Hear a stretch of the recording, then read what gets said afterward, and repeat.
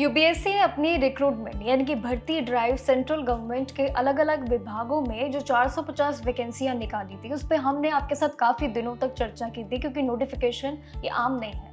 लेकिन इसकी last date 17 जुलाई है, ये आपको याद रखना है। इसी महीने लास्ट डेट की डेडलाइन इसी महीने है, इसलिए कोई भी लंबी चौड़ी परीक्षा इसमें नहीं है। सबसे बड़ा रिलीफ यहाँ पे बल्कि सिलेक्शन भी सीधे इंटरव्यू या फिर उसके छोटी से रिक्रूटमेंट टेस्ट और इंटरव्यू के जरिए किया जाएगा। Very simple direction.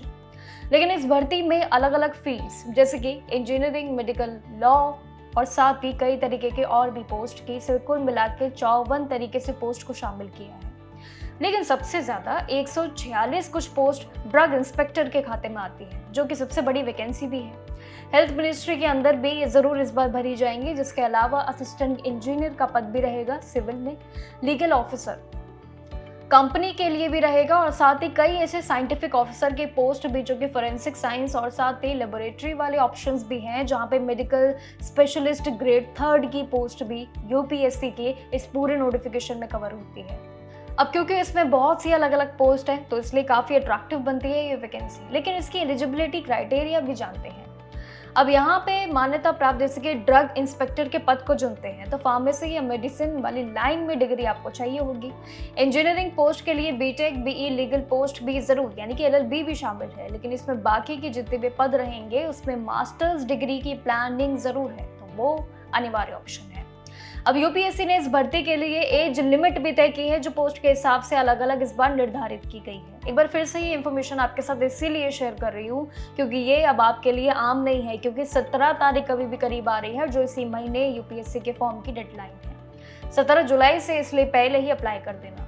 अब सरकारी नियम अनुसार SC, ST और उम्मीदवार जो 5 साल और OBC को 3 साल और PWD उम्मीदवारों को 10 से 15 साल तक की एक्स्ट्रा छूट है। बहुत बड़ी छूट है, ये इस पूरी वैकेंसी में कवर होती है।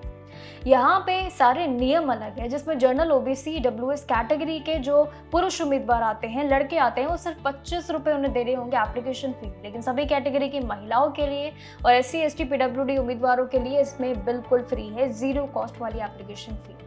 लेकिन इसमें ऑनलाइन कार्ड और UPI के जरिए भी आप पे कर सकते हैं, जिनके लिए आपके एप्लीकेशन फी बताई है जिस कैटेगरी से वो आते हैं। लेकिन फॉर्म सबमिट करने की अगेन आपको 17 जुलाई यानी कि 17 जुलाई आपको शाम 6 बजे तक अपना फॉर्म किसी भी हाल में अप्लाई करना होगा। यूपीएससी का सिंपल है, ऑफिशियल ORA पोर्टल पे ही जाना, upsconline.nic.in पे जाना होगा एंड वहाँ पे जाके OTR यानी कि वन टाइम रजिस्ट्रेशन करके लॉग इन कर लेना एंड सिंपली इसके बाद सेलेक्ट करके अपनी सारी सही डिटेल्स को भरनी होंगी आपको with the photo, signature and certificate upload कर देना।